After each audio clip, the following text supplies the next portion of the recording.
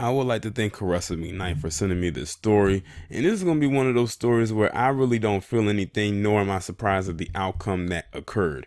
So in this picture, you see, we're not going to really so much focus on the woman on the far right, the one who is sitting in that chair, kind of like with her hands crossed, because that's the attorney. But we're going to focus on the woman that's to her left and the man that's in the far left picture. So the man's name is Kevin Gettridge. The woman's name is Miranda Recinos.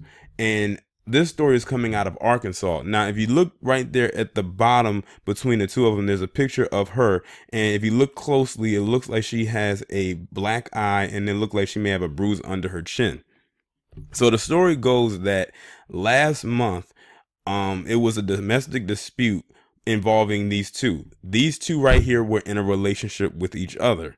And he, I believe, was a cop, if I'm not mistaken. I could be wrong. And he, according to her, lunged at her during that dispute. And you know, he was abusive to this woman, as you can see by her pictures. So she ended up, to defend herself, she ended up shooting him one time in the chest. And that gunshot ended up being fatal, in which she killed him. They were going to end up charging her with some type of murder. However, fast forward later to a month later, she has now had the charges against her dropped. So she's basically not going to face any charges for killing her boyfriend. According to many stories, it says that he's been abusing her for a number of times. This is why I say I don't feel anything for him. One, you're in Arkansas involved with this white woman and you are abusing her. Look at this. You're abusing a white woman. That's not going to fare over in any circumstance. Number two, you are, take the abuse part out. You're a black man with a white woman in Arkansas. And the fact that she has these pictures to produce showing that she was abused actually helped her case out a lot. So it could definitely be seen as her practicing or showing self-defense. And I'm sure that's probably the angle that they went with when it came to this situation right here. I'm going to go ahead and read this article coming from the True Crime Daily, and it's going to go into more detail about it. Prosecutors won't charge an Alma woman in the shooting death of her boyfriend after determining she was justified in using deadly force.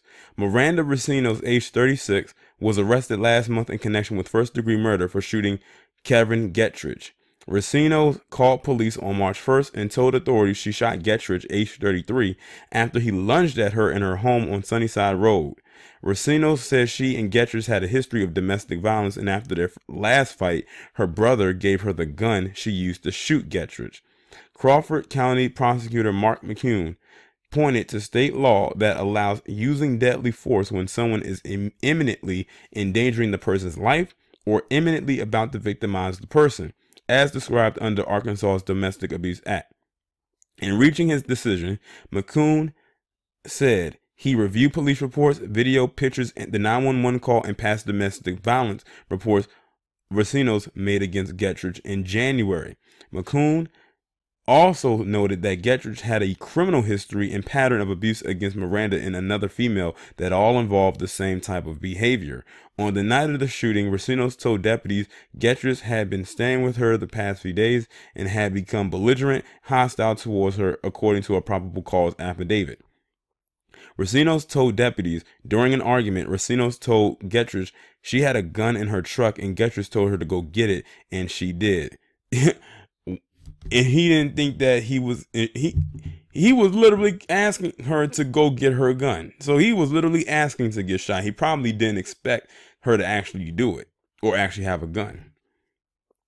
Recinos then showed Gettridge the gun was loaded. Recinos told deputies that Gettridge lunged at her again and she tried to shoot him, but the safety was on. She says Gettridge then began to laugh at her and says she wouldn't shoot him, and if she did, her life would be over. Well, look at his situation. She ended up getting it right, and she shot him, and now his life is over. Recinos was lying on her bed when she said Gettridge came at her and she shot him once in the chest. Recinos then called 911. Following her arrest, detectives questioned Racino's and asked why she did not merely leave, and she advised that her children were inside.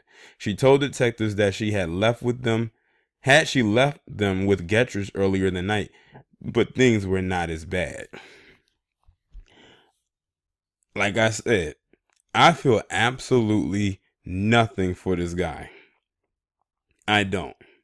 Like, based on what I'm reading here, if all that is here that is indeed true, it just sounds like the guy was just a fucked up individual. And usually I would never be, and still couldn't be, on the side of someone like her. But when you have proof and images and calls and criminal history, and you wrap all of that up into one package, you really can't go against it. The proof was there. And it's not like that they could say that she was lying.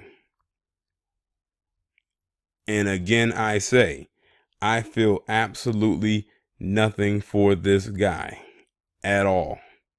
Nothing. I guess you can say he had it coming, literally and figuratively. The worst thing he probably could have said was to tell her to go get the gun when she said, I have a gun, and for him to tell her to go get it. Y'all let me know what you think about this down in the comments, and I will talk to you in the next one. Oh, before I'm done, let me just add this one last thing in here.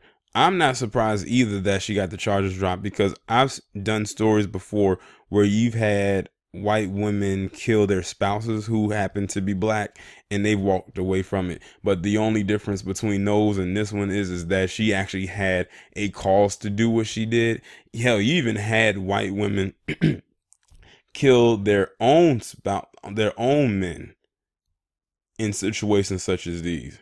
I think one of the worst stories involving some kind of spousal dispute was the Lorena Bobby one, and I don't even have to go into detail about that one. Those of you who are of a certain age remember that story.